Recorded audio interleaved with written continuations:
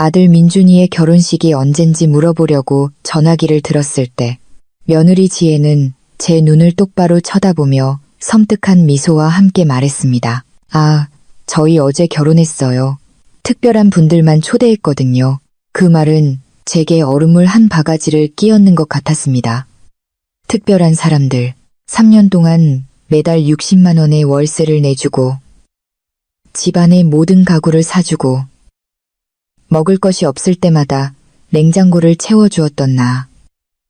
저는 특별한 사람이 아니었습니다. 저는 제 집 거실에 서서 천근은 될 법한 전화기를 든 채 아들이 제 시선을 피하는 동안 지혜가 제가 사준 소파에 편안히 자리 잡는 모습을 지켜보았습니다. 결혼식 때 입으려고 골라두었던 연분홍색 원피스는 새 구두와 함께 옷장 안에서 쓸모없이 걸려 있었습니다. 제 유일한 아들의 생애 가장 중요한 날의 일부가 되리라는 환상과 함께 말이죠.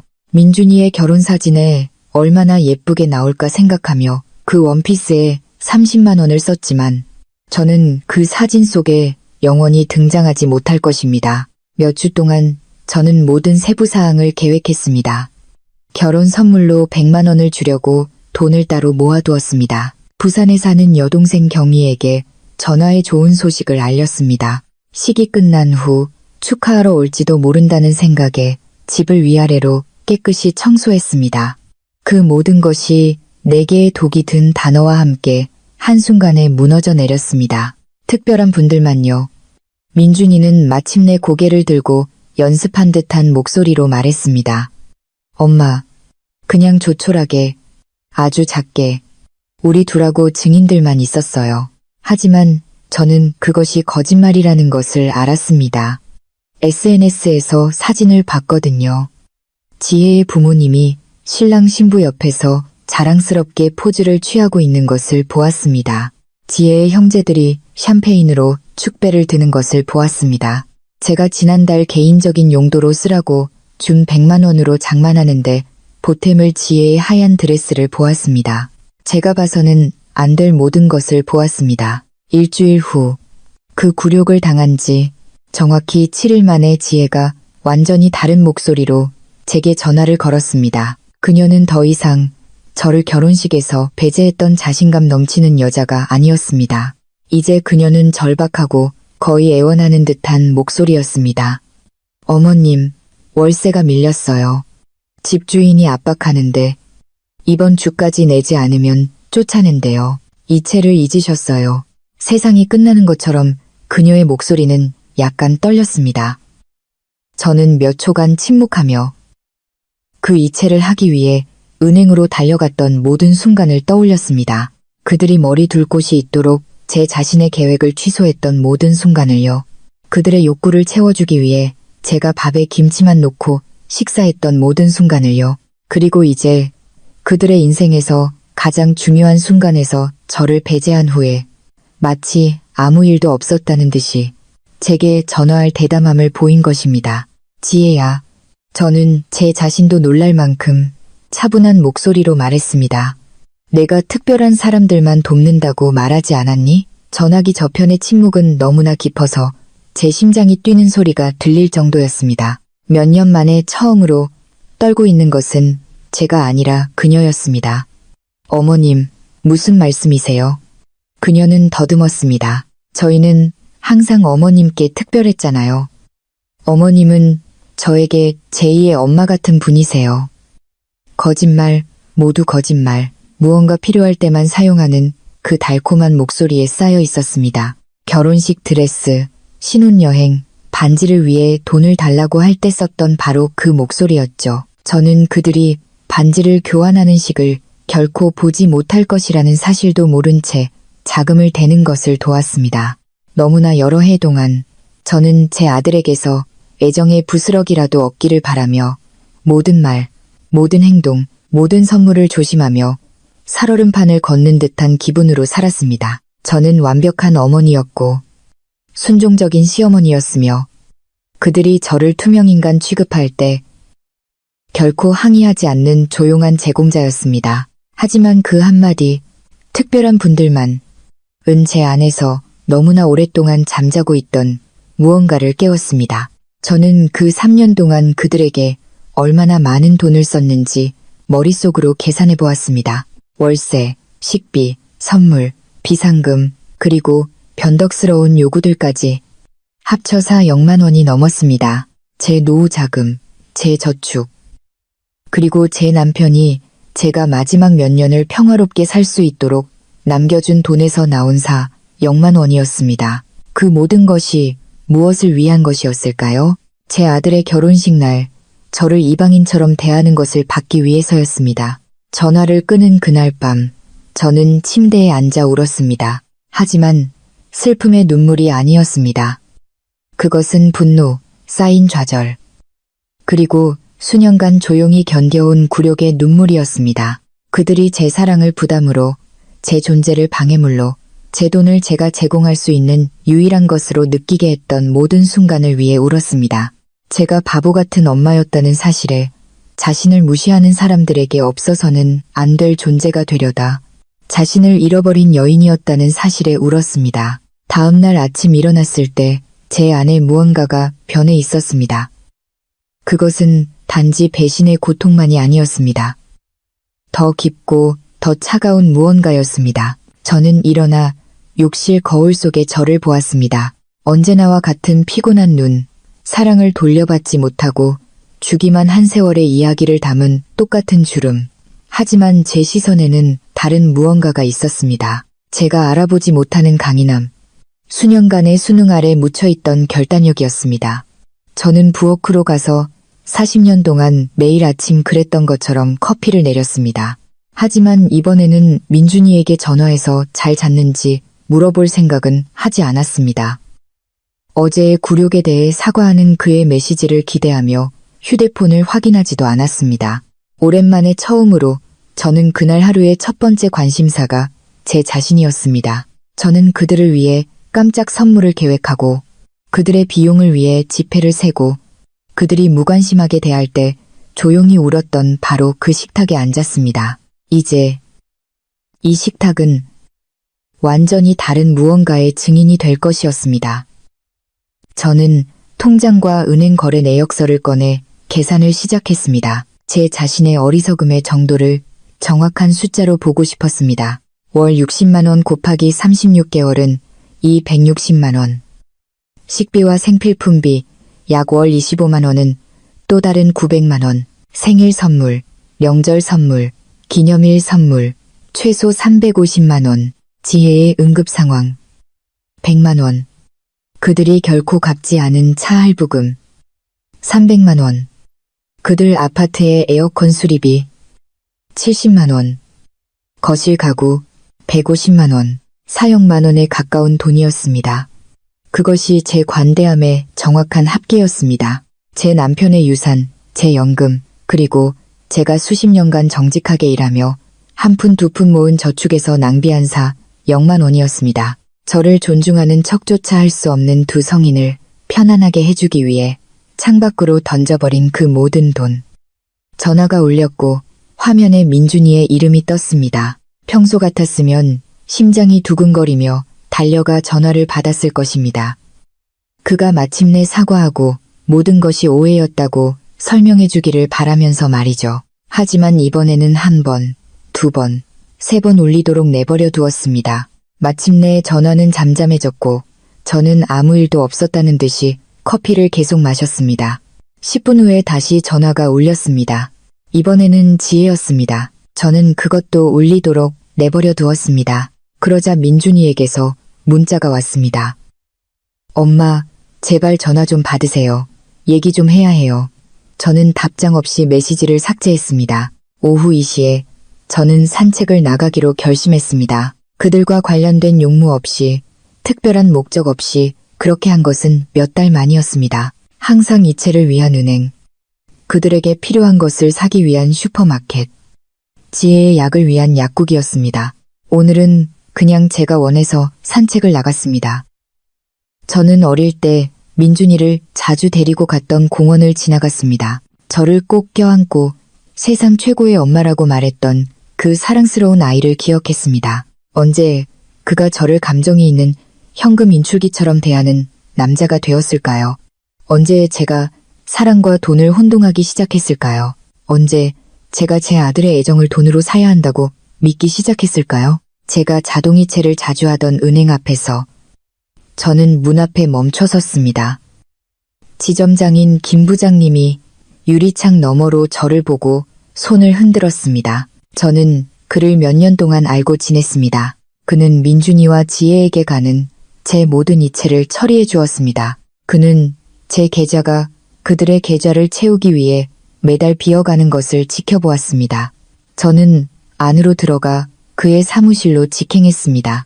김 부장님, 제가 말했습니다. 제가 설정해 놓은 자동이체를 취소해야겠습니다. 그는 놀란 표정으로 저를 보았습니다. 3년 동안 이 이체는 해가 뜨는 것처럼 규칙적이었습니다. 확실하십니까, 박 여사님? 무슨 일 있으신가요? 그의 걱정은 진심이었습니다. 최근 몇 달간 민준이가 제게 보여준 어떤 관심보다 더 진심이었습니다. 무슨 일이 있었냐면 제가 마침내 눈을 떴다는 겁니다. 제가 대답했습니다. 모든 것을 취소하고 싶고 제 계좌를 보호하는 방법에 대한 정보도 원합니다. 다른 누구도 제 돈에 접근하지 못하게 하고 싶어요. 김 부장님이 취소 절차를 처리하는 동안 제 휴대폰은 멈추지 않고 울렸습니다.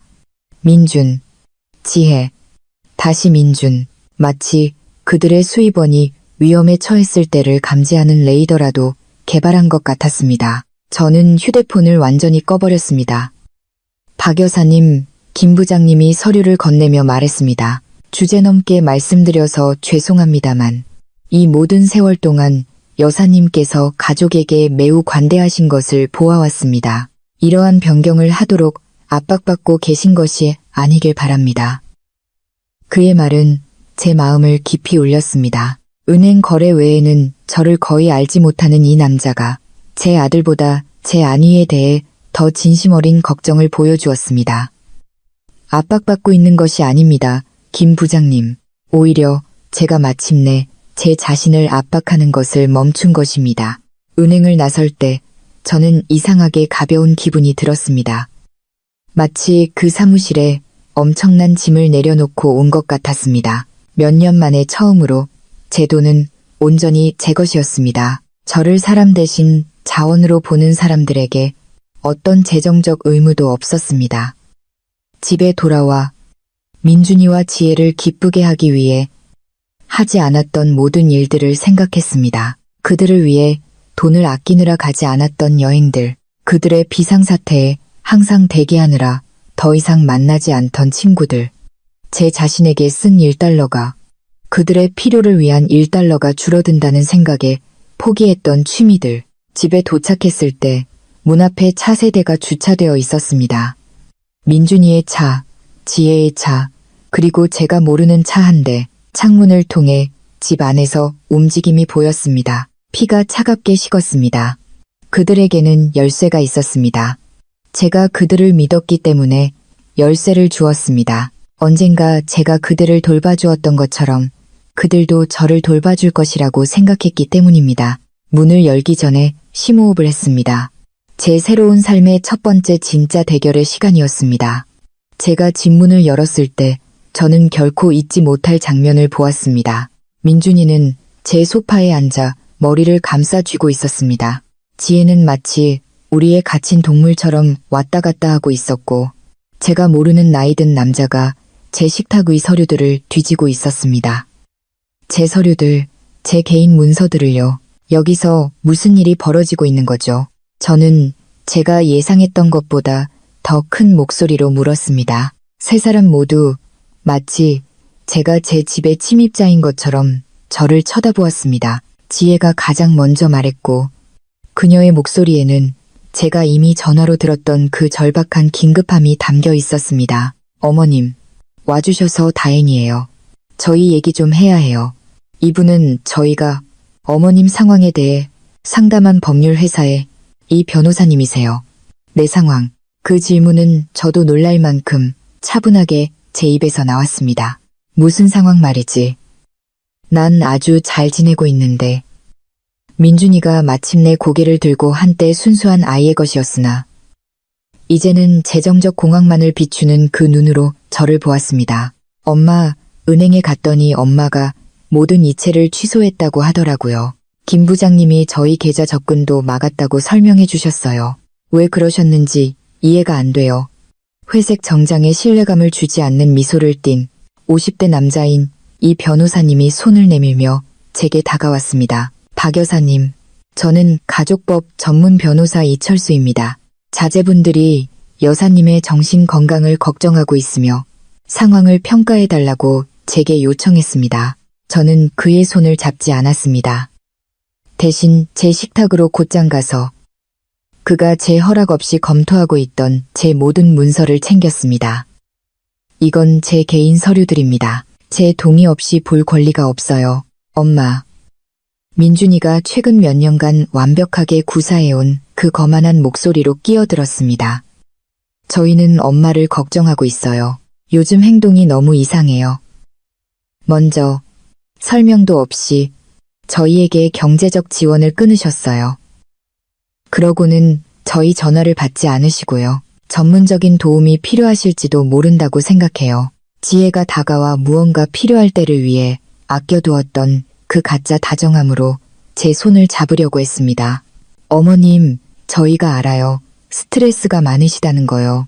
어쩌면 외로움이 생각보다 더 어머님께 영향을 미치고 있는지도 몰라요.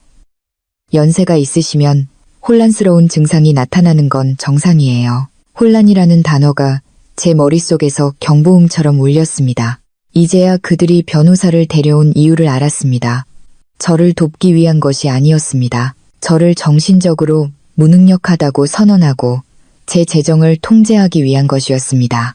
저에게 결혼식에는 특별한 사람들만 초대했다고 말했던 바로 그 여자가 이제 저를 노망난 늙은이처럼 대하고 있었습니다.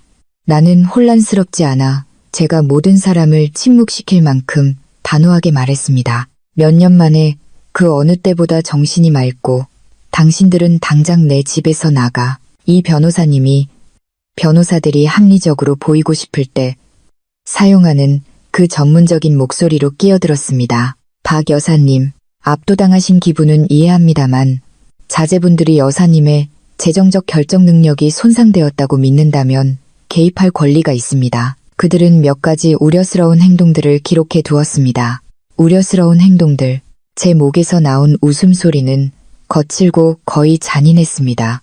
예를 들면 어떤 거요? 내 돈이 내 것이라고 결정한 거? 나를 쓰레기처럼 대하는 두 성인의 삶을 더 이상 지원하지 않기로 결정한 거? 지혜는 마치 제가 뺨을 때린 것처럼 벌떡 일어났습니다. 저희는 어머님을 나쁘게 대한 적 없어요. 어머님은 우리 가족의 일부예요. 어머님이 가진 모든 것은 어차피 언젠가 저희 것이 될 거예요. 저희는 그냥 그 과정을 앞당기는 것뿐이에요. 거기에는 벌거벗고 꾸밈없는 진실이 있었습니다. 제가 가진 모든 것은 언젠가 그들의 것이 될 것이다. 그들의 마음속에서 저는 이미 죽었고 그들은 단지 상속을 미리 받고 있는 것뿐이었습니다. 제가 70년을 더 살든 70일을 더 살든 상관없었습니다.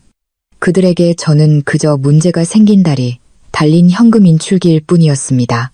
나가, 제가 문을 가리키며 말했습니다. 세 분 모두 내 집에서 나가세요. 민준이는 원하는 것을 얻지 못했을 때 짖던 그 화난 어린아이 같은 얼굴로 일어섰습니다. 엄마, 저희 그냥 갈 수 없어요. 저희에겐 의무가 있어요. 월세, 차 할부금, 엄마가 공동 서명한 신용카드까지요. 하루아침에 저희를 이렇게 끊어버릴 수는 없어요. 내가 못한다고 내 목소리가 대화 전체에서 처음으로 높아졌습니다. 누가 내가 못한다고 하지. 몇 년 동안 내 이름으로 되어 있지도 않은 월세를 냈어. 내가 환영받지 못하는 집에 냉장고를 채웠고 내게 자리가 없는 삶을 지원했지. 이 변호사님이 서류 가방에서 폴더를 꺼내 제 식탁 위에 놓았습니다. 박 여사님, 이 전환을 용이하게 할 수 있는 몇 가지 서류를 준비했습니다. 민준 씨와 지혜 씨가 여사님의 재정을 더 효율적으로 관리할 수 있도록 하는 재산관리 위임장입니다.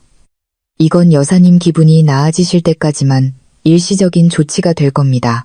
저는 그 폴더를 받아 열어보지도 않고 바로 쓰레기통에 던져버렸습니다.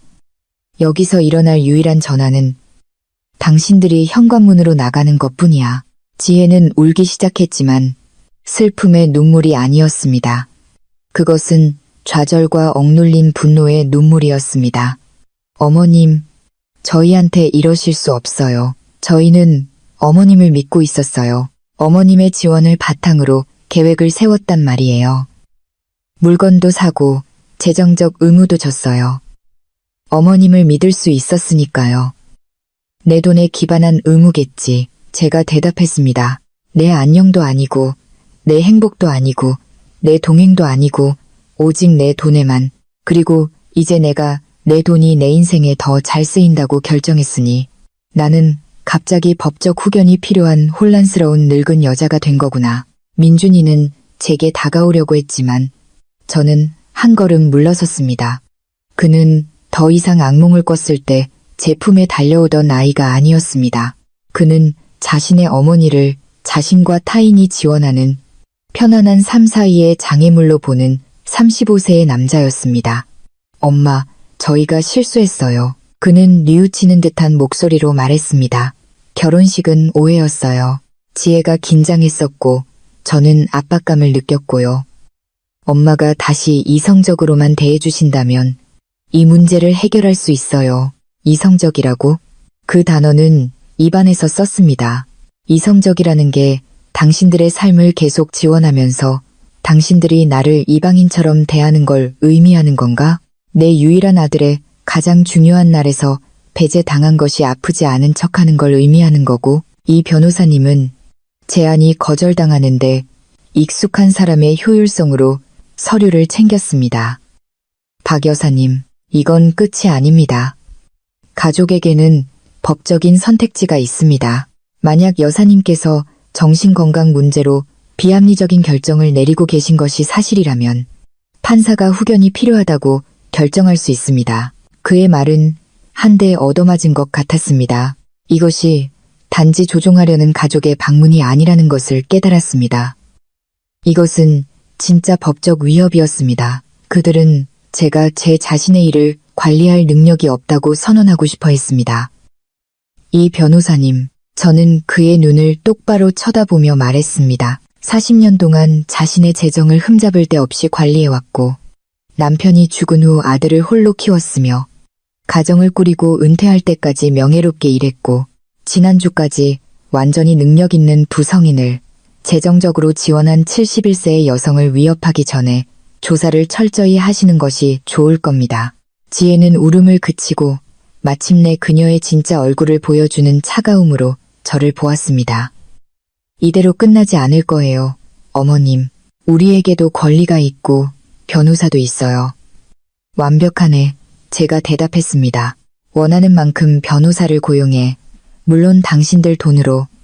내 돈은 더 이상 당신들의 법적 떼쓰기를 지원하는데 사용되지 않을 테니까. 세 사람은 아니오라는 말을 듣는데 익숙하지 않은 사람들의 상처받은 존엄성을 가지고 문으로 걸어갔습니다. 나가기 전에 민준이가 마지막으로 저를 돌아보며 말했습니다. 엄마, 이건 엄마한테 아주 안 좋게 끝날 거예요.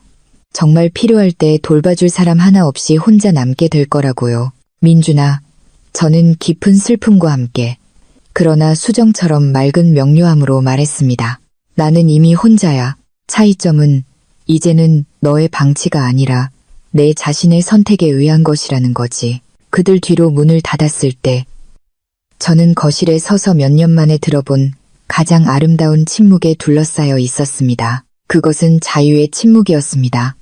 그날 밤 저는 잠을 이루지 못했습니다. 슬픔이나 후회 때문이 아니라 제 자신의 삶의 통제권을 되찾은 데서 오는 아드레날린 때문이었습니다. 저는 침대에 누워 마치 전투를 준비하는 장군처럼 다음 단계를 계획했습니다. 민준이와 지혜가 싸우고 싶다면 저는 그들에게 전쟁을 선사할 것이었습니다. 하지만 그것은 감정이 아닌 지성으로 싸우는 전쟁이 될 것이었습니다. 아침 6시에 저는 이미 옷을 입고 나갈 준비를 마쳤습니다. 제 첫 번째 목적지는 최 변호사님의 사무실이었습니다. 몇 년 전 남편의 유언을 처리할 때 만났던 분이었습니다. 민준이와 지혜가 데려온 이 변호사님과 달리 최 변호사님은 흠잡을 데 없는 평판을 가졌고 노인의 권리 보호를 전문으로 하셨습니다. 박 여사님, 제가 상황을 설명하자 그가 말했습니다. 어제 자제분들이 하려고 했던 일은 생각보다 흔합니다. 노인 재산 착취라고 불리며 이는 범죄입니다. 허락 없이 집에 들어와 개인 문서를 검토한 사실 또한 위법 행위에 해당합니다. 그의 말은 저를 안심시키면서도 걱정하게 했습니다. 제가 미친 것이 아니며 일어난 일이 정말로 학대적인 행위였음을 확인시켜 주었기 때문에 안심이 되었습니다. 상황이 제가 생각했던 것보다 더 심각하다는 것을 깨달았기 때문에 걱정이 되었습니다. 모든 것을 기록해야 합니다. 최 변호사님이 계속 말했습니다. 모든 이체, 모든 선물, 돈을 달라고 압박했던 모든 순간을요. 또한 향후 조종 시도로부터 자산을 보호하기 위해 유언장도 변경할 것입니다. 우리는 3시간 동안 제 재정 기록을 검토했습니다. 최 변호사님은 3년간 총액이 4억만 원에 달하는 것을 보고 휘파람을 불었습니다. 박 여사님, 이 돈이면 편안하게 생활하고 여행하고 은퇴 생활을 즐기실 수 있었습니다. 대신 여사님을 결혼식에 초대할 만큼 존중하지도 않는 두 성인의 삶을 완전히 지원하셨군요. 최 변호사님의 사무실을 나설 때 저는 완벽한 계획을 가지고 있었습니다. 첫째, 집의 모든 자물쇠를 바꿀 것입니다. 둘째, 향후 불시의 방문으로부터 자신을 보호하기 위해 카메라가 달린 보안 시스템을 설치할 것입니다. 셋째, 그들이 접촉할 수 없는 다른 은행에 새 계좌를 개설할 것입니다. 그리고 넷째, 몇 년 동안 미뤄왔던 삶을 살기 시작할 것입니다. 제 다음 목적지는 철물점이었습니다. 주인인 박 사장님은 제가 항상 민준이와 지혜의 아파트를 고치기 위해 물건을 사러 갔기 때문에 저를 몇 년 동안 알고 있었습니다. 이번에는 달랐습니다. 박 여사님, 오늘 무슨 일로 오셨어요? 아드님 댁에 또 무슨 급한 일이라도 생겼나요? 그는 제 헛된 관대함을 조용히 목격해온 사람의 익숙함으로 물었습니다. 아니요, 박 사장님, 이번에는 제 집을 위해서예요. 모든 자물쇠를 바꿔야겠어요. 최고 품질로요. 그는 놀란 표정이었지만 아무것도 묻지 않았습니다. 제가 자물쇠를 고르는 동안 보안 시스템을 설치하는 그의 아들 민수 씨가 들렀습니다. 그것은 운명과도 같았습니다.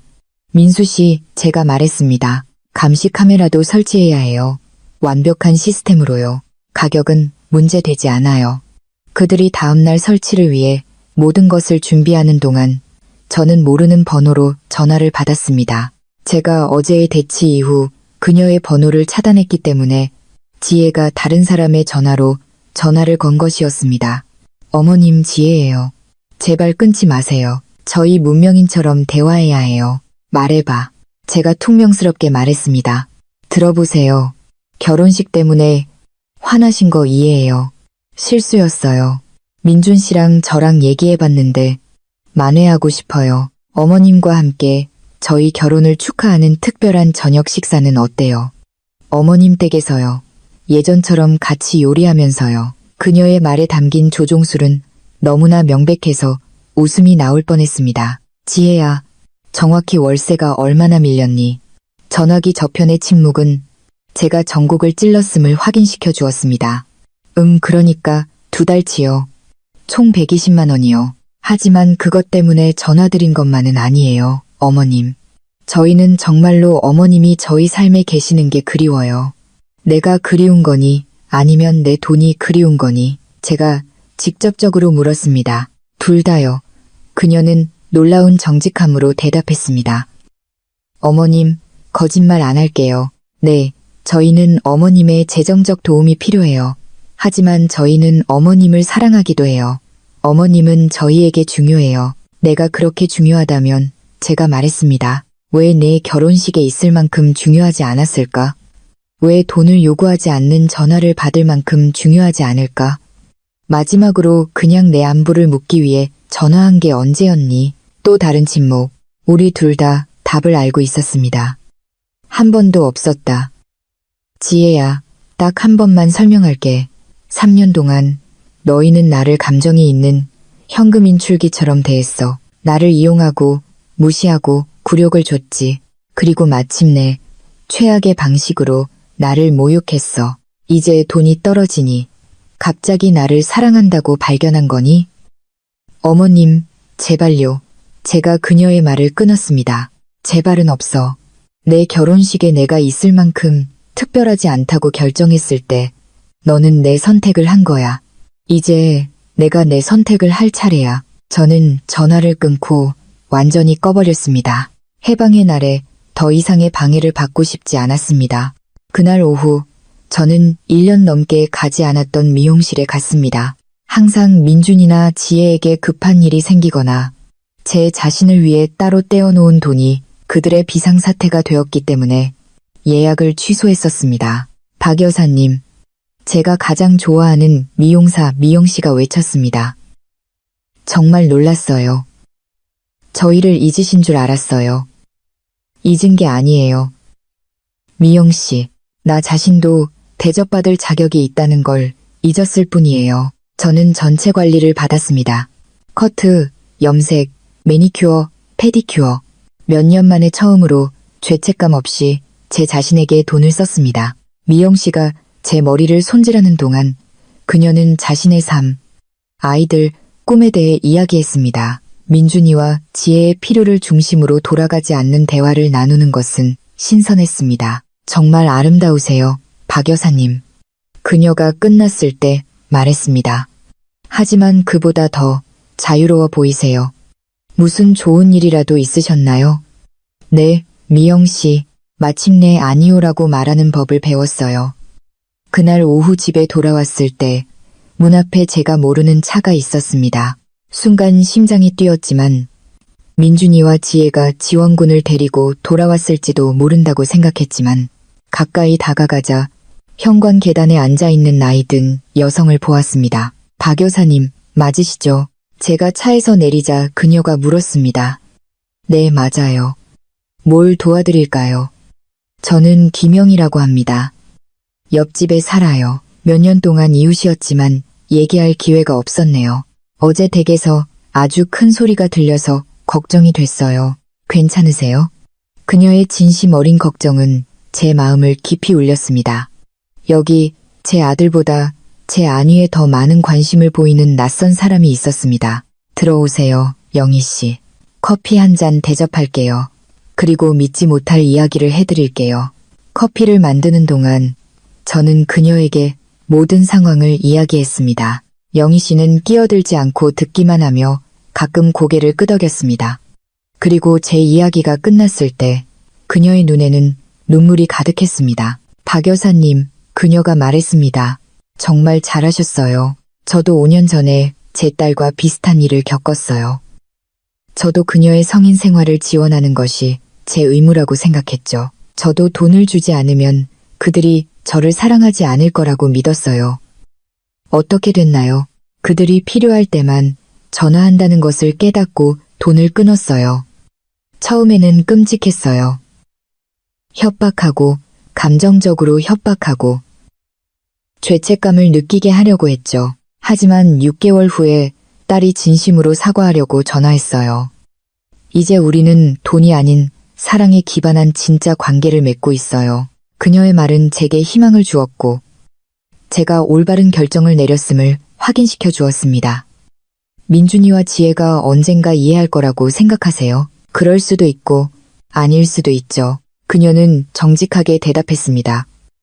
하지만 그건 더 이상 박 여사님의 책임이 아니에요.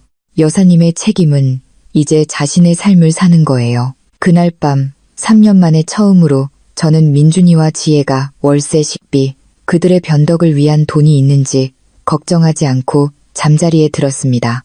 저는 제 자신, 제 계획, 제 미래에 대해 생각하며 잠들었고 몇 년 만에 가장 잘 잤습니다. 다음 날 민수 씨와 박 사장님이 오전 8시에 자물쇠를 바꾸고 보안 시스템을 설치하러 왔습니다. 그들이 일하는 동안 제 전화는 모르는 번호로 계속 울렸습니다. 지혜는 여전히 다른 전화로 저에게 연락을 시도했지만 저는 새로운 기술을 개발했습니다. 제게 맞지 않는 전화를 완전히 무시하는 기술이었죠. 박 여사님, 민수 씨가 카메라를 설치하며 말했습니다. 이 시스템은 절대적인 마음의 평화를 드릴 겁니다. 집에 없을 때도 휴대폰으로 누가 오는지 볼 수 있어요. 그리고 누군가 허락 없이 침입하면 자동으로 경찰에 경보가 보내져요. 그 아이러니는 제게 와닿았습니다. 저는 제 아들로부터 자신을 보호하기 위해 보안 시스템을 설치하고 있었습니다. 하지만 예전만큼 아프지는 않았습니다. 그것은 단지 새로 찾은 평화를 유지하기 위한 실용적인 조치일 뿐이었습니다. 그들이 일하는 동안 저는 몇 년 동안 하지 않았던 일을 하기로 결심했습니다. 부산에 있는 여동생 경희에게 전화하는 것이었습니다. 우리가 대화할 때마다 저는 민준이와 지혜의 성공, 그들에게 얼마나 많은 돈을 썼는지, 그들을 도울 수 있어서 얼마나 자랑스러운지에 대해 이야기했기 때문에 우리는 연락이 뜸해졌습니다. 저는 이제 우리의 대화가 가족 소식으로 위장된 재정보고서가 되었다는 것을 깨달았습니다. 순자 언니, 경희가 놀라며 대답했습니다. 언니, 어떻게 지내? 몇 달 동안 통화 못했네. 잘 지내, 경희야. 잘 지내는 것보다 더 좋아. 마침내 정신 차렸다고 말하려고 전화했어. 저는 처음부터 모든 이야기를 했습니다. 비밀 결혼식, 굴욕, 변호사와의 방문, 자금 지원을 끊기로 한 제 결정까지 경희는 조용히 제 말을 들었습니다. 그리고 제가 끝났을 때 그녀의 대답은 저를 놀라게 했습니다. 언니, 그럴 때도 됐지. 우리가 얘기할 때마다 언니가 그들에게 얼마나 많은 돈을 주었는지 자랑하는 걸 듣는 게 마음 아팠어. 마치 사랑이 돈으로 측정될 수 있는 것처럼 말이야. 뭔가 말해주고 싶었지만 어떻게 말해야 할지 몰랐어. 무슨 말을 해주고 싶었는데 가족 모임에서 민준이를 봤을 때 걔가 언니에 대해 애정 어리게 말한 적이 한 번도 없었다는 거. 항상 우리 엄마가 이걸 도와줬어. 아니면 우리 엄마가 저걸 사줬어였지. 엄마 보고 싶어나 엄마 사랑에는 한 번도 없었어. 마치 언니가 사람이 아니라 서비스 제공자인 것처럼 말이야. 그녀의 말은 아팠지만 필요한 고통이었습니다. 의사가 감염된 상처를 소독할 때처럼 아프지만 치유의 일부였습니다. 내가 또 뭘 눈치챘는지 알아? 경희가 계속 말했습니다. 지혜는 항상 언니에 대해 미래 시제로 말했어. 순자 어머님이 안 계시면 그분 집을 리모델링할 수 있어나 우리가 상속받으면 사업에 투자할 거야 라고. 마치 그들이 정말로 살기 위해 언니가 죽기를 기다리는 것처럼 말이야. 이 폭로는 얼음물 한 바가지처럼 저를 쳤습니다. 그들은 저를 현금 인출기로만 본 것이 아니었습니다. 그들은 저를 그들과 그들의 돈 사이에 일시적인 장애물로 보았습니다. 제가 그들을 행복하게 해주려고 애쓰는 동안 그들은 저 없는 미래를 계획하고 있었습니다. 경희와 통화한 후 저는 부엌에 앉아 이 모든 정보를 처리했습니다. 진정으로 저를 사랑했던 남자와의 수년간의 결혼 생활, 남편이 죽은 후 35년간 아들을 홀로 키운 세월, 그리고 저를 사 0만 원짜리 장애물로 본 두 성인을 3년간 지원한 세월. 초인종이 울렸고 새 카메라에는 머그잔을 든 영희 씨가 보였습니다. 문을 열자 그녀는 갓 내린 커피를 건넸습니다. 어제 말씀하신 모든 일 후에 동행이 필요하실 것 같아서요. 그녀는 제가 이미 감사하게 된 그 진심 어린 미소로 말했습니다. 우리는 제 거실에 앉았고 영희 씨는 자신의 경험에서 더 많은 세부 사항을 이야기했습니다. 제 딸도 지혜 씨가 언니에게 했던 똑같은 말을 했어요. 어머님은 저에게 제2의 엄마 같아요. 저희는 어머님께 특별하잖아요. 어차피 언젠가 다 저희 것이 될 거예요 라고요. 그건 연습된 문구예요. 박 여사님. 그들은 감정조종 핸드북에서 그걸 배워요. 그런 핸드북이 있다고 생각하세요? 제가 반 농담으로 물었습니다. 공식적으로는 없지만 모두가 같은 책을 읽는 것 같아요. 1장은 그녀를 없어서는 안 될 존재로 느끼게 하라. 2장은 끊임없는 재정적 위기를 만들어라. 3장은 그녀가 저항할 때 그녀의 정신 건강을 의심하라. 우리는 웃었지만 씁쓸한 웃음이었습니다. 우리 자녀들의 행동에서 그렇게 예측 가능한 패턴을 인식하는 것은 웃기면서도 비극적이었습니다. 돈을 끄는 것에 대해 죄책감을 느끼신 적이 있나요? 제가 영희 씨에게 물었습니다. 처음 3개월 동안은 매일 그랬어요. 그녀는 솔직하게 대답했습니다. 하지만 그러다 결과를 보기 시작했죠. 제 딸은 두 번째 직업을 구해야 했어요. 그녀의 남편은 주말마다 골프 치는 것을 멈추고 추가적인 일을 찾기 시작했고요. 그들은 분수에 맞게 사는 법을 배웠어요. 그리고 더 중요한 것은 제가 자원이 아니라 사람이라는 것을 배웠다는 거예요. 그날 오후, 저는 몇 년 동안 미뤄왔던 일을 하기로 결심했습니다. 남편의 무덤을 방문하는 것이었습니다. 항상 민준이나 지혜에게 급한 일이 생기거나 택시비가 그들의 비상사태 중 하나에 더 잘 투자될 것이라는 핑계를 대며 가지 않았습니다. 묘지는 조용하고 아름다웠습니다. 남편 정호의 무덤은 제가 몇 달 동안 청소하러 가지 않아서 약간 방치된 것처럼 보였습니다. 저는 그의 묘비 옆 잔디에 앉아 그가 살아있는 것처럼 그에게 말을 걸었습니다. 여보, 나 잠시 길을 잃었던 것 같아요. 당신이 떠난 후 모든 에너지를 민준이에게 쏟았어요. 어떻게든 아빠 없이 자라지 않게 하려고 세상 최고의 엄마가 되고 싶었죠. 하지만 그 과정에서 제 자신을 잊어버린 것 같아요. 바람이 부드럽게 불었고 순간 그가 제 말을 듣고 있는 것 같았습니다. 우리 아들은 내가 알아보지 못하는 사람이 되었어요. 아니면 원래 이랬는데 내가 보고 싶지 않았던 걸지도 모르죠. 며느리는 당신도 그녀가 어떤 사람인지 알잖아요. 당신이 내가 평화롭게 살라고 남겨준 돈을 나는 그들을 돌보는 데 썼어요. 하지만 더 이상은 아니에요, 여보. 나 이제 배웠어요. 저는 그의 무덤을 청소하고 시든 꽃을 새 것으로 바꾸고 단순히 평화를 즐기며 1시간 더 머물렀습니다. 몇 년 만에 처음으로 민준이와 지혜의 위기를 해결하기 위해 서둘러 집에 갈 필요가 없었습니다. 집에 돌아왔을 때 문 앞에 다시 차세대가 주차되어 있었습니다. 심장이 뛰었지만 이번에는 준비가 되어 있었습니다.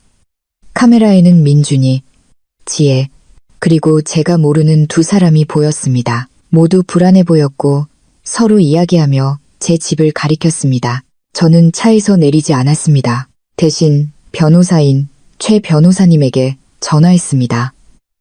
최 변호사님, 그들이 또 제 집에 와 있어요. 이번에는 더 많은 사람을 데려왔네요. 어떻게 해야 할까요? 차에서 내리지 마세요, 박 여사님. 제가 바로 그쪽으로 가겠습니다. 그리고 경찰에 전화할게요. 어제 저희 대화 후에 제가 임시 접근 금지 가처분을 신청했습니다. 그들은 여사님 소유지에 있을 수 없습니다. 몇 분 후 최 변호사님과 경찰 순찰차 2대가 도착했습니다. 저는 경찰관들이 민준이와 지혜와 이야기하는 것을 지켜보았습니다. 제 아들이 화가 나서 손짓하는 것을 보았습니다. 지혜가 다시 우는 것을 보았지만 이번에는 그녀의 눈물이 저를 움직이지 않았습니다. 경찰관 중 한 명이 제 차로 다가왔습니다. 부인, 안전하게 내리셔도 됩니다. 방문객들은 즉시 떠날 겁니다. 제가 차에서 내리자 민준이가 길 건너편에서 저에게 소리쳤습니다. 엄마, 이건 말도 안 돼요. 우린 가족이잖아요. 자기 아들한테 경찰을 부를 수는 없어요. 민준아, 저는 제 자신도 놀랄 만큼 차분하게 대답했습니다. 가족은 정신적 무능력을 이유로 소송을 위협하지 않아. 가족은 허락 없이 남의 집에 침입하지 않아. 가족은 엄마를 현금 인출기처럼 대하지 않아. 지혜가 길 건너편에서 소리쳤습니다. 어머님이 저희한테 빚진 거 다 갚게 할 거예요. 어머님이 공동 서명한 청구서들이 있어요. 이렇게 우리를 버릴 수는 없어요. 최 변호사님이 끼어들었습니다.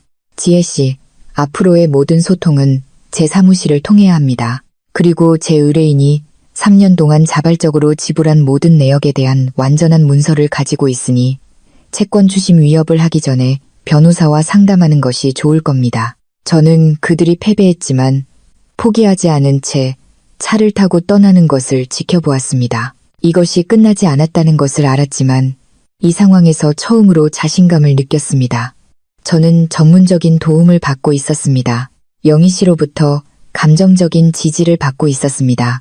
그리고 더 중요한 것은 무엇이 옳고 그른지에 대한 정신적 명료함을 가지고 있었다는 것입니다. 그날 밤 영희 씨는 저를 저녁 식사에 초대했습니다. 저는 방문 중이던 그녀의 딸을 만났고 건강한 가족 관계가 어떤 모습인지 제 눈으로 직접 볼 수 있었습니다. 그들은 서로 존중하며 말했고 서로의 삶에 대해 진심으로 물었고 함께 웃었습니다.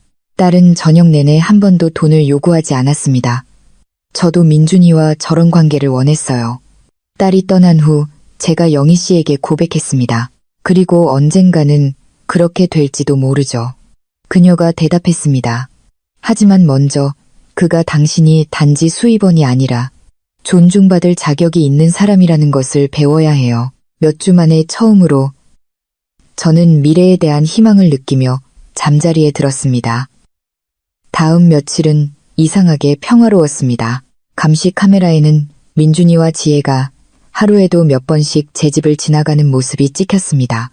때로는 천천히, 때로는 몇 분간 주차했지만 내리지는 않았습니다. 마치 제 일과를 연구하는 것 같았습니다. 다음 행동을 위한 완벽한 순간을 찾으면서요. 최 변호사님은 이 모든 방문을 기록하라고 조언했기 때문에 저는 날짜와 시간을 상세히 기록했습니다. 그들의 끈기는 우리에게 유리하게 작용할 겁니다. 그가 말했습니다. 접근하지 말라고 말한 후에 나타날 때마다 영구적인 접근 금지 명령을 위한 우리 주장을 강화시켜줍니다. 금요일 아침, 제가 평온하게 아침 식사를 하고 있을 때 초인종이 울렸습니다. 카메라에는 손에 폴더를 든 아주 잘 차려입은 젊은 여성과 전문적인 미소가 보였습니다.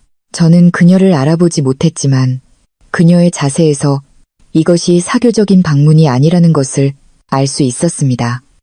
안녕하세요, 박순자 여사님. 제가 문을 열자 그녀가 말했습니다. 저는 노인보호 전문기관의 사회복지사입니다. 여사님께서 위험한 상황에 처해 계실 수 있다는 신고를 받고 안부 확인을 위해 방문했습니다. 피가 차갑게 식었습니다. 민준이와 지혜가 상황을 악화시켰습니다. 더 이상 사설 변호사의 위험만이 아니었습니다. 이제 그들은 정부를 끌어들였습니다. 신분증 좀 볼 수 있을까요? 저는 침착함을 유지하려고 애쓰며 물었습니다. 물론입니다. 그녀는 진짜처럼 보이는 공식 신분증을 보여주었습니다. 저는 사회복지사 김민지입니다. 들어가서 잠시 이야기 나눌 수 있을까요? 저는 거절하는 것이 제 사건에 더 나쁠 것이라는 것을 알고 그녀를 들여보냈습니다. 김민지 씨는 제 거실에 앉아 폴더에서 서식을 꺼냈습니다. 박 여사님, 여사님께서 재정적 행동에 상당한 변화를 보이셨고 가족과의 소통을 끊으셨으며 불필요한 보안 시스템을 설치하는 등 편집증적인 징후를 보이셨다는 신고를 받았습니다. 또한 사랑하는 가족들의 의료적, 법적 도움을 거부하셨다고 들었습니다. 모든 단어는 저를 정신적으로 불안정한 늙은 여성처럼 보이게 하기 위해 신중하게 선택되었습니다. 저는 그 문구에서 지혜의 손길을 느꼈습니다. 그녀는 항상 원하는 것을 얻기 위해 말을 조종하는데 능숙했습니다. 김민지 선생님, 저는 제가 할 수 있는 모든 위험을 다해 말했습니다. 어떤 질문에 답하기 전에 제 변호사에게 전화하고 싶습니다. 부인, 이것은 법적 신문이 아닙니다. 안부 확인입니다. 숨길 것이 없다면 저와 이야기하는데 문제가 없을 것입니다. 숨길 것이 없다면이라는 문구는 저를 격분하게 했습니다. 그것은 학대자들이 자신들의 침해를 정당화하기 위해 사용하는 것과 같은 논리였습니다. 무고하다면 사생활이 침해당하는 것에 대해 불평해서는 안 된다는 것이죠. 선생님, 변호사에게 전화하겠습니다. 여기서 기다리시거나 다른 날 다시 오셔도 되지만 법적 대리인 없이는 어떤 질문에도 답하지 않겠습니다. 저는 최 변호사님에게 전화했고 그는 20분 안에 도착했습니다. 그가 들어와 사회복지사를 보았을 때 그의 표정은 굳어졌습니다. 김민지 선생님. 그가 그녀의 신분증을 확인한 후 말했습니다. 여기 오시는데 법원 명령이 있으시길 바랍니다. 제 의뢰인은 제 법적 대리하에 있으며 어떤 무단 조사도 괴롭힘에 해당합니다. 선생님, 김민지 씨가 이전보다 자신감 없는 목소리로 대답했습니다. 저희는 여사님의 안위에 대해 걱정하는 가족들의 신고를 받았습니다. 조사하는 것이 저희 의무입니다. 어떤 가족 말입니까? 최 변호사님이 퉁명스럽게 물었습니다. 대리인 없이 재산관리, 위임장에 서명하게 하려던 바로 그 가족? 허락 없이 집에 침입해 개인 문서를 확인한 바로 그 가족? 자신들의 돈으로 살면서 중요한 행사에서 그녀를 배제한 바로 그 가족. 최 변호사님이 서류 가방에서 폴더를 꺼내 테이블 위에 놓았습니다. 여기 제 의뢰인이 겪은 재정적, 감정적 학대에 대한 완전한 문서가 있습니다. 3년 동안 그녀의 계좌에서 인출된 0만 원, 체계적인 사회적 배제와 감정적 협박. 여기서 조사가 필요한 사람이 있다면 그것은 제 의뢰인이 아닙니다. 김민지 씨는 점점 더 불편해하며 문서를 검토했습니다. 그녀가 받은 정보가 그녀 앞에 있는 현실과 일치하지 않는다는 것이 분명했습니다. 박 여사님, 그녀가 마침내 말했습니다. 아드님에 대한 재정 지원을 왜 그렇게 갑작스럽게 중단하셨는지 설명해 주실 수 있나요? 제가 마침내 그들이 저를 이용하고 있다는 것을 발견했기 때문입니다. 제가 간단하게 대답했습니다. 그들에게 제가 어머니가 아니라 은행 계좌라는 것을 깨달았기 때문입니다. 저를 장애물로 보는 사람들의 삶을 지원하는데 지쳤기 때문입니다. 하지만 가족을 돕는 것이 책임이라고 느끼지 않으시나요? 그 질문은 저를 격분하게 했습니다. 김민지 선생님, 어머니로서의 제 책임은 아들을 18세까지 키우고 교육하고 독립적인 성인이 될 도구를 주는 것이었습니다. 제 아들은 35세이고 결혼했으며 자신을 부양할 능력이 충분합니다. 그의 성인 생활을 지원하는 것은 제 책임이 아닙니다. 그것은 제 선택이고 저는 더 이상 그렇게 하지 않기로 선택했습니다. 최 변호사님이 끼어들었습니다. 김민지 선생님, 35세의 성인이 71세 어머니의 도움 없이 자신의 월세를 낼 수 없는 것이 정상이라고 생각하십니까? 김민지 씨는 바로 대답하지 않았습니다. 저는 그녀가 전체 상황을 재평가하고 있음을 알 수 있었습니다. 박 여사님, 그녀가 잠시 후 물었습니다. 자신의 재정을 완전히 관리하시나요? 제 은행 거래 내역, 투자 내역, 세금 납부 내역을 보여드릴 수 있습니다. 모든 것이 최신 상태이고 질서정연합니다. 독립적으로 생활하시나요? 보시다시피 집을 깨끗하게 유지하고 있습니다. 스스로 몸을 돌보고 제 차를 운전하고 이웃들과 건강한 사회적 관계를 맺고 있습니다. 어떤 약을 복용하시나요? 비타민과 가끔 아스피린만 복용합니다. 약물 치료가 필요한 의학적 질환은 없습니다. 최 변호사님이 덧붙였습니다. 제 의뢰인은 저희 법적 절차의 일환으로 방금 광범위한 건강검진을 받았습니다. 완벽한 정신적, 신체적 상태에 있습니다. 김민지 씨는 서류를 덮었습니다. 박 여사님, 이 대화와 제가 검토한 문서를 바탕으로 여사님께서 위험에 처해 있거나 개입이 필요하다는 징후는 보이지 않습니다. 이 사건은 종결하겠습니다. 그녀가 떠난 후 최 변호사님과 저는 몇 분간 침묵했습니다. 순자 씨, 그가 마침내 말했습니다. 이것은 계속해서 악화될 겁니다. 민준 씨와 지혜 씨는 당신을 무능력자로 선언하려고 전문가를 고용하는데 없는 돈을 쓰고 있습니다. 그들이 절박하다는 뜻인가요? 정확히 그 뜻입니다. 그들이 또 뭘 할 수 있죠? 성년 후견 개시 심판을 청구할 수 있습니다.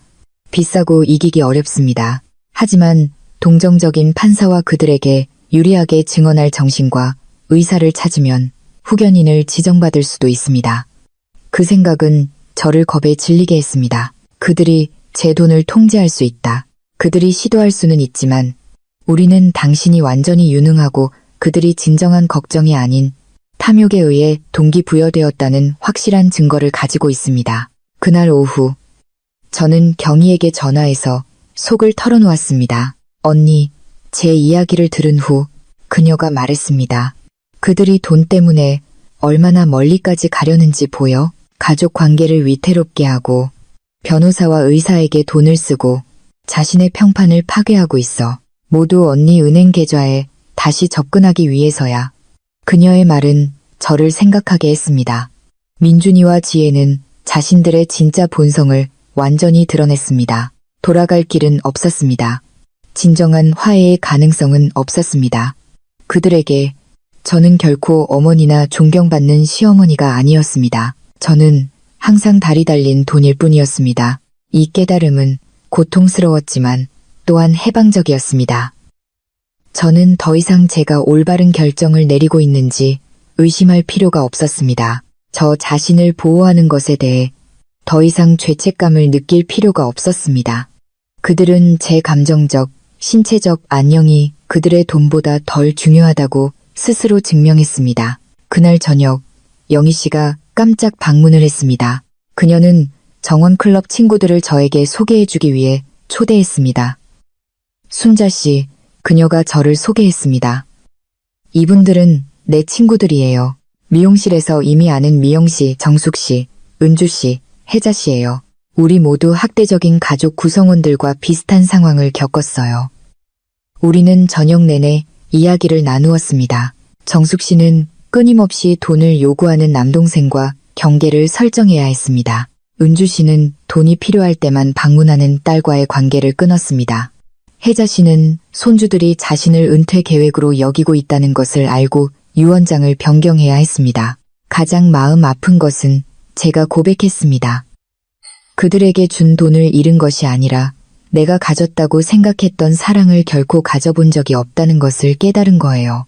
순자 씨, 80세의 지혜로 혜자 씨가 말했습니다.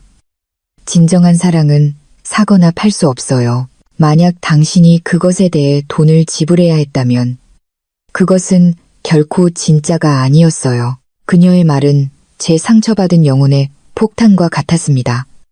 그녀가 옳았습니다. 저는 관심을 샀지 사랑을 산 것이 아니었습니다. 저는 환상을 지원했습니다. 제가 뭘 발견했는지 아세요? 제가 새 친구들에게 말했습니다. 당신을 사랑하지 않는 사람들로 둘러싸인 외로움은 혼자 외로운 것보다 더 나빠요. 적어도 이제 혼자 있을 때는 좋은 동행과 함께 있으니까요. 모두 웃었고 우리는 새로 찾은 지혜를 위해 건배했습니다. 그날 밤 새 친구들이 떠난 후 저는 정원에 앉아 생각에 잠겼습니다. 별들은 그 어느 때보다 밝게 빛났거나 어쩌면 제가 더 맑은 눈으로 보고 있었을지도 모릅니다. 제 성인 인생에서 처음으로 저는 재정적으로 완전히 혼자였습니다. 누구에게도 의존하지 않았고 제 자신 외에는 누구에게도 재정적 의무가 없었습니다.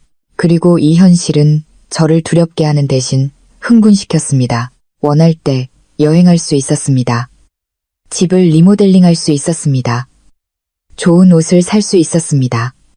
제게 중요한 자선 단체에 기부할 수 있었습니다. 감사할 줄 모르는 사람들의 현재를 지원하는 대신 제 자신의 미래에 투자할 수 있었습니다. 자유는 희망의 맛이 났습니다. 그리고 몇 년 만에 처음으로 저는 제 미래를 계획하고 싶었습니다. 정신과 의사에 방문한 달 후 저는 마침내 전쟁에서 이겼다고 생각했습니다. 저는 아름다운 일상에 정착했습니다. 평온하게 아침 식사를 하고 신문을 읽었습니다. 정원을 가꾸고 영희 씨나 새 친구들과 점심을 먹었습니다. 그리고 오후에는 몇 년 동안 포기했던 활동에 전념했습니다. 민준이와 지혜의 개인 재정 관리인이 되기 전에 열정을 가졌던 그림을 다시 그리기 시작했습니다. 하지만 어느 목요일 아침 제가 새 이젤의 꽃을 그리고 있을 때 최 변호사님이 제 피를 차갑게 만드는 침울한 표정으로 제 집에 왔습니다. 순자 씨, 얘기 좀 해야겠습니다. 민준 씨와 지혜 씨가 가정법원에 성년 후견 개시 심판을 공식적으로 청구했습니다. 당신에게 법적 후견인을 지정해달라고 요청하고 있습니다. 그 말은 돌처럼 제 위에 떨어졌습니다. 그것이 가능성이라는 것은 알았지만 소리 내어 듣는 것은 끔찍할 정도로 현실적이었습니다. 그들이 제 돈을 통제할 수 있다는 뜻인가요? 만약 판사가 당신이 자신의 일을 관리할 능력이 없다고 판단하면, 네, 그는 민준 씨를 당신의 법적 후견인으로 지정할 수 있고, 그것은 그에게 당신의 재정에 대한 완전한 통제권을 줄 것입니다. 저는 제 인생에서 경험한 가장 깊은 배신의 무게를 느끼며 소파에 무겁게 앉았습니다. 제 아들이 제 돈을 훔치기 위해 저를 법적으로 무능력하다고 선언하려고 했습니다. 최 변호사님, 그들이 어떤 증거를 가질 수 있죠? 변호사님 스스로도 제가 완전히 유능하다는 것을 보셨잖아요. 그들은 당신이 변덕스럽게 행동했다고 주장하는 3명의 증인 진술을 가지고 있습니다. 또한 당신이 지불하지 않았다고 주장하는 미납된 병원비와 복용하지 않고 쌓아두었다고 주장하는 약들을 제출했습니다. 하지만 그건 거짓말이에요. 저는 미납된 병원비나 쌓아둔 약이 없어요. 알아요, 순자 씨. 하지만 그들은 설득력 있는 증거를 조작했습니다. 또한 당신이 정신과 평가에 협조하기를 거부했다는 강 박사의 진술도 가지고 있는데 그들은 이것을 정신 쇠퇴의 증거로 해석하고 있습니다. 그 조작은 악마적이었습니다.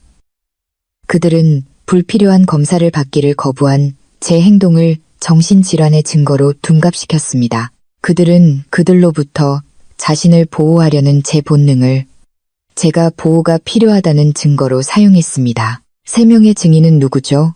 최 변호사님이 서류를 훑어보았습니다. 지혜 씨 당연하고요. 최 씨라는 이웃과 당신의 약사라고 주장하는 이 약사라는 사람입니다. 최 씨는 길 건너편 이웃으로 제 친구들이 가끔 그의 집 앞에 주차한다는 이유로 항상 저와 문제가 있었던 불쾌한 남자였습니다. 이 약사는 정말로 제 약사였지만 그가 저에게 무슨 불만이 있을 수 있는지 이해할 수 없었습니다. 이 약사님과 얘기해봐야겠어요. 제가 최 변호사님에게 말했습니다. 뭔가 이상해요. 우리는 그날 오후 함께 약국에 갔습니다. 이 약사님은 놀랍고 긴장한 채로 저를 맞이했습니다. 박 여사님, 뵙게 되어 반갑습니다. 어떻게 지내세요, 이 약사님? 제가 제 약에 대해 변덕스러운 행동을 보인다고 진술서에 서명하셨다고 들었어요. 그의 얼굴은 토마토처럼 빨개졌습니다. 박 여사님, 며느님이 몇 주 전에 와서 여사님 약에 대해 물었어요. 여사님이 이상하게 행동하셔서 걱정된다고 했어요. 그래서 뭐라고 하셨어요? 여사님은 비타민과 가끔 아스피린만 사가시고 정기적인 처방약은 없다고 설명했어요. 하지만 그녀는 이것이 여사님이 건강을 제대로 돌보지 않는다는 증거라고 주장했어요. 최 변호사님이 끼어들었습니다. 이 약사님, 서류에 서명하셨나요? 박 여사님의 약 구매가 불규칙하다는 것을 확인한다는 내용의 문서를 가져왔어요. 건강보험이나 그런 것 때문인 줄 알았어요. 소송을 위한 것인 줄은 몰랐습니다. 제 약사가 자신이 완전히 이해하지 못한 것에 서명하도록 속아 넘어간 것이었습니다. 지혜의 조종은 끝이 없었습니다. 이 약사님, 제가 말했습니다. 정확히 무슨 일이 있었는지 설명하고 제가 약에 아무 문제가 없다는 것을 명확히 하는 진술서를 써주셔야겠어요. 물론입니다, 박 여사님. 이 오해에 대해 정말 죄송합니다. 약국 후에 우리는 최 씨와 마주하기 위해 갔습니다. 그의 문을 두드렸을 때 그는 명백한 적대감으로 우리를 맞이했습니다. 무슨 일이시죠? 최 선생님, 최 변호사님이 말했습니다. 제 의뢰인의 행동에 대해 진술서에 서명하셨다고 들었습니다. 맞아요. 그랬소. 저 여자는 미쳤어. 몇 주 동안 이상하게 행동했단 말이오. 관찰하신 행동에 대해 더 구체적으로 말씀해 주실 수 있나요? 전쟁터에 사는 것처럼 카메라를 설치하고 모르는 사람들이 계속 방문하고 거리에서 가족에게 소리를 지르고 저는 최 씨가 모든 것을 맥락에서 벗어나 받아들였다는 것을 깨달았습니다. 카메라는 보호를 위해 설치되었습니다. 낯선 사람들은 제 새 친구들이었습니다. 소리를 지른 것은 민준이와 지혜의 침입으로부터 제 집을 지키는 것이었습니다. 최 선생님, 제가 말했습니다. 제가 왜 카메라를 설치했는지 아세요? 아니, 관심도 없소. 제 아들과 며느리가 허락 없이 제 집에 침입하고 저를 위협했기 때문에 저 자신을 보호하기 위해서였습니다. 그건 미친 사람이 할 소리지. 그가 잔인하게 대답했습니다. 그와는 이성적으로 대화할 방법이 없었습니다. 그의 진술은 악의적으로 해석된 피상적인 관찰에 근거했습니다. 그날 저녁 최 변호사님과 저는 방어 전략을 세우기 위해 앉았습니다. 순자 씨, 우리 자신의 정신과 평가가 필요합니다. 제 동료 중에 정신능력 평가 전문가인 윤 박사님이 계십니다. 그녀가 당신이 완전히 유능하다는 것을 공식적으로 확인할 수 있습니다. 민준이와 지혜가 판사를 매수했다면요. 이 모든 것이 그들이 이미 저를 무능력자로 선언하기로 결정했기 때문에 아무 소용이 없다면요. 순자 씨, 법률 시스템이 완벽하지는 않지만 완전히 부패하지도 않습니다. 우리는 당신의 정신적 유능함과 그들의 재정적 동기에 대한 확실한 증거를 가지고 있습니다. 우리는 싸울 겁니다. 다음 날, 저는 윤 박사님과의 약속에 갔습니다. 그녀는 친절하지만 예리한 눈을 가진 50대 여성이었습니다. 박 여사님. 여사님의 정신 능력을 평가하기 위해 일련의 질문과 테스트를 할 겁니다. 시간을 갖고 솔직하게 대답해 주세요. 이 시간 동안 그녀는 제 기억력, 추론 능력, 재정적 이해력, 감정적 건강에 대해 질문했습니다. 그녀는 또한 인지 테스트를 하고 수학적, 논리적 문제를 풀도록 했습니다. 박 여사님, 그녀가 마지막에 말했습니다. 결과가 연령대에 비해 평균 이상입니다. 정신적으로 유능할 뿐만 아니라 인지, 기능이 훌륭합니다. 박사님, 왜 제 가족이 이런 일을 한다고 생각하세요?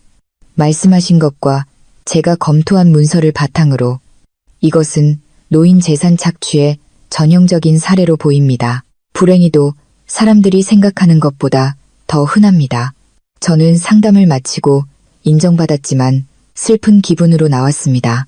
제 정신 건강에 대한 전문적인 확인은 안도감을 주었지만 소송이 현실이고 필요하다는 것을 확인시켜 주기도 했습니다. 그날 오후 영희 씨는 정원클럽의 모든 친구들과 긴급 회의를 열었습니다. 제가 무능력 소송에 대해 이야기하자 모두가 격분했습니다. 순자 씨, 정숙 씨가 말했습니다. 우리가 당신을 위해 증언할게요. 몇 주 동안 당신과 함께했고 누구든 당신이 잘 지내고 있다는 것을 알 수 있어요. 잘 지내는 것보다 더 좋죠. 미영 씨가 덧붙였습니다. 제가 아는 많은 40대 여성들보다 더 명료하고 강해요. 80세의 지혜를 가진 혜자 씨가 제 손을 잡았습니다. 순자 씨, 당신 자식들이 하는 일은 새로운 게 아니에요. 여러 세대 동안 탐욕스러운 자식들은 부모의 돈을 얻기 위해 그들을 미쳤다고 선언하려고 했어요. 하지만 당신은 이 희생자들 중 다수가 갖지 못했던 것을 가지고 있어요. 문서, 법적 지원, 그리고 당신을 위해 증언할 수 있는 친구들이요. 그녀의 말은 제게 희망을 주었습니다. 저는 이 싸움에서 혼자가 아니었습니다. 제 변화를 직접 목격한 강한 여성들의 군대가 있었습니다. 이 모든 것에서 가장 슬픈 게 뭔지 아세요? 제가 말했습니다. 민준이와 지혜가 돈 때문에 화해할 수 있는 미래의 모든 가능성을 파괴하고 있다는 거예요. 제가 지금까지의 모든 것을 용서할 의향이 있더라도 이것으로부터는 돌아갈 수 없어요. 그리고 어쩌면 그게 최선일지도 몰라요. 미영 씨가 대답했습니다. 적어도 이제 그들이 어떤 사람들인지 정확히 알고 그에 따라 행동할 수 있잖아요. 그날 밤, 이 악몽이 시작된 이래 처음으로 저는 정말로 울었습니다. 슬픔 때문이 아니라 비탄 때문이었습니다. 제가 가졌다고 생각했던 아들, 사랑하는 가족의 꿈, 무조건적인 사랑이 보답받을 것이라는 환상에 마지막 작별 인사를 했습니다. 하지만 제 안에서 새로운 무언가도 생겨났습니다. 제 돈뿐만 아니라 제 존엄성과 자유를 빼앗기지 않겠다는 철의 결심이었습니다. 전쟁은 공식적으로 시작되었지만 저는 싸울 준비가 되어 있었습니다. 재판은 3주 후에 열렸습니다. 저는 일찍 일어나 가장 좋은 검은색 정장을 입고 이전에 느껴보지 못했던 결심으로 거울 속의 저를 보았습니다.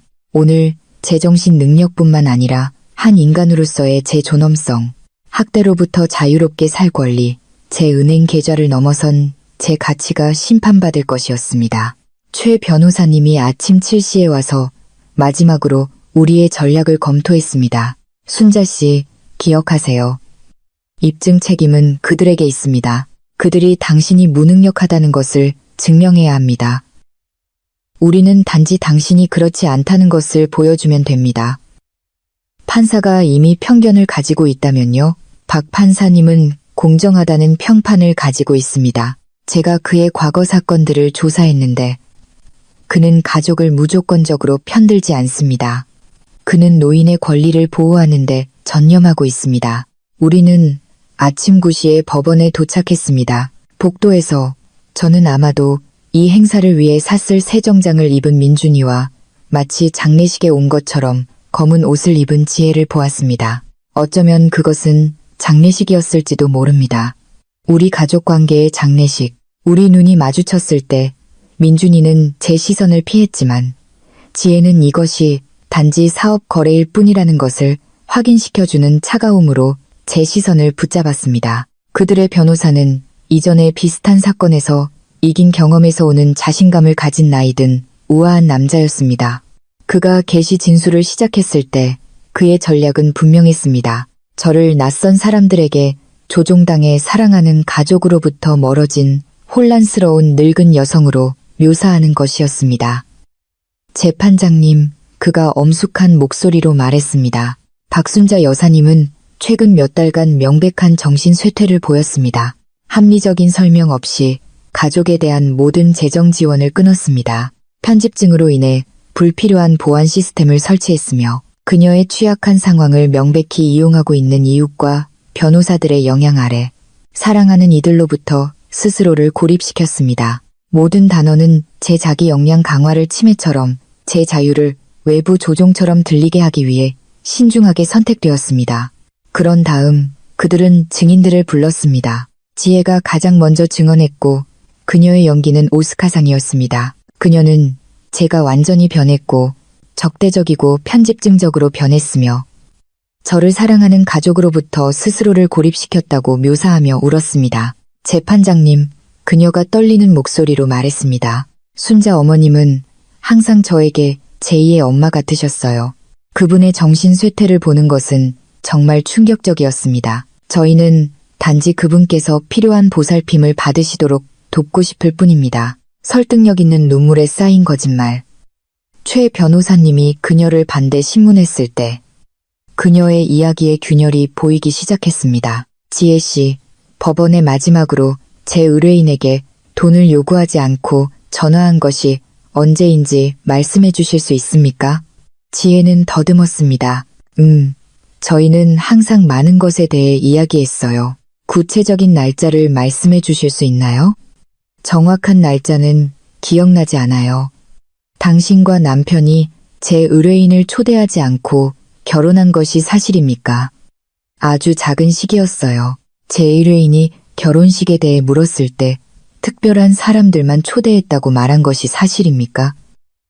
지혜의 얼굴이 빨개졌습니다. 그 말은 맥락에서 벗어난 것이었어요. 시어머니에게 특별한 사람이 아니라고 말하는데 어떤 올바른 맥락이 있을까요? 그녀는 설득력 있게 대답하지 못했습니다. 다음은 민준이었습니다. 그가 증인석에 서서 제 정신 건강에 대해 거짓말할 준비를 하면서 진실을 말하겠다고 맹세하는 것을 보는 것은 제 인생에서 가장 고통스러운 순간 중 하나였습니다. 이 아이는 제가 홀로 키운 아이였고 제 평생을 바친 아이였습니다. 저희 엄마는 항상 저희에게 매우 관대하셨어요. 그가 증언했습니다. 하지만 최근에 변덕스럽고 비합리적으로 변하셨어요. 저희는 엄마가 엄마를 이용하는 사람들에게 조종당하고 있다고 믿습니다. 최 변호사님이 그를 반대 신문했을 때 가면은 완전히 벗겨졌습니다. 민준 씨, 지난 3년 동안 어머니로부터 얼마를 받았습니까? 정확한 금액은 모릅니다. 4억만 원 정도가 맞나요? 아마도요. 항상 관대하셨으니까요. 그리고 돈을 요구하지 않고 어머니를 방문한 적이 몇 번이나 됩니까? 침묵은 귀가 먹먹할 정도였습니다. 당신과 아내가 허락 없이 제 의뢰인의 집에 침입해 개인 문서를 확인한 것이 사실입니까? 저희는 엄마를 걱정했어요. 변호사를 데려와 재산관리, 위임장에 서명하도록 압박한 것이 사실입니까? 저희는 엄마가 재정을 관리하는 것을 돕고 싶었어요. 35세인 당신이 월세를 내기 위해 71세 어머니의 도움이 필요합니까? 민준이는 위엄있게 대답하지 못했습니다.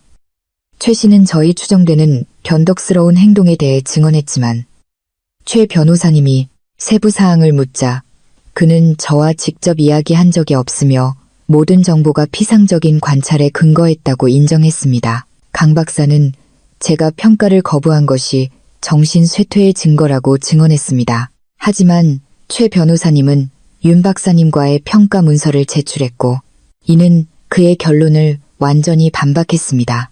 그런 다음 우리 차례였습니다.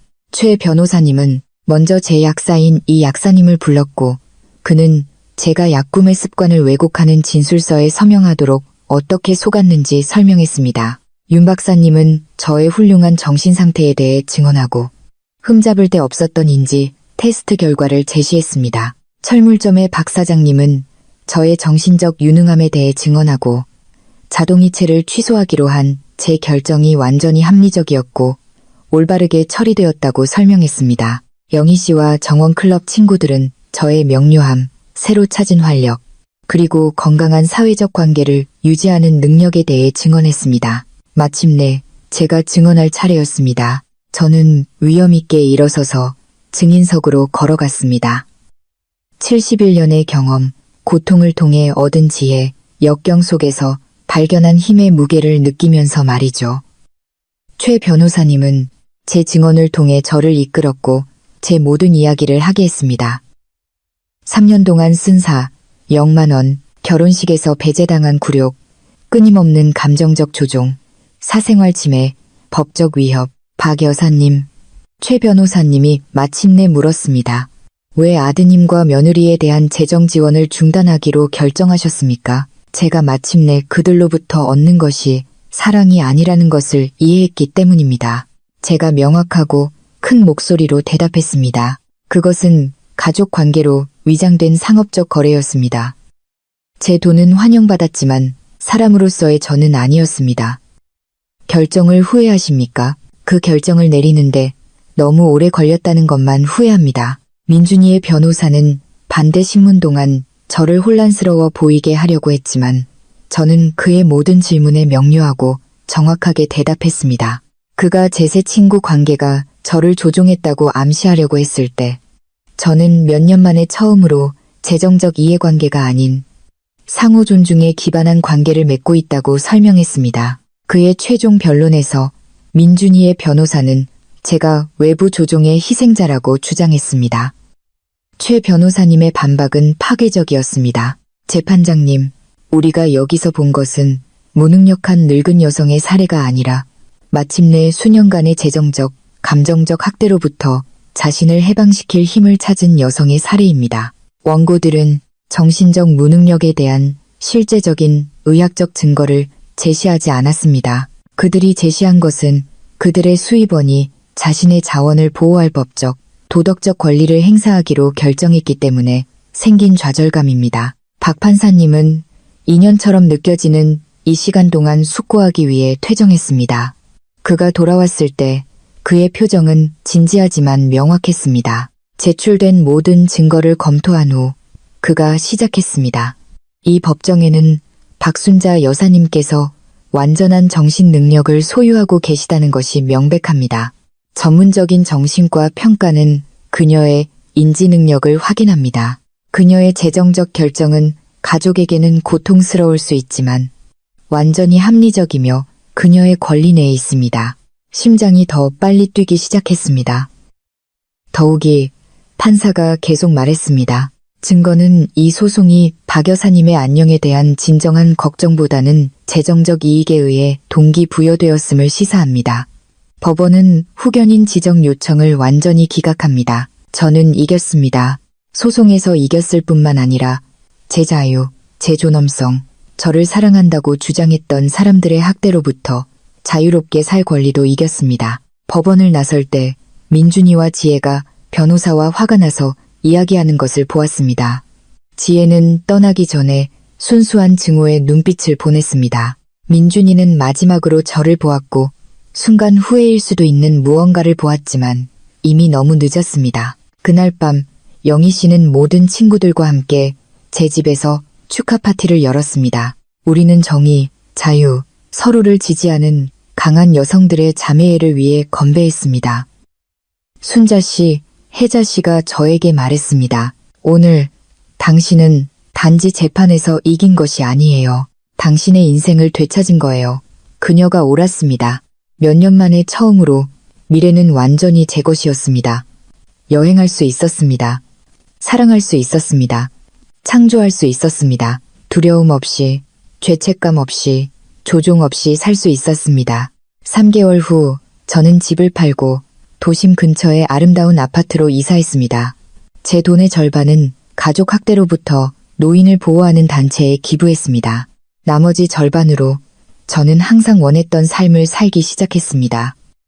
유럽을 여행하고 미술 수업을 듣고 자원봉사 단체에 가입했습니다.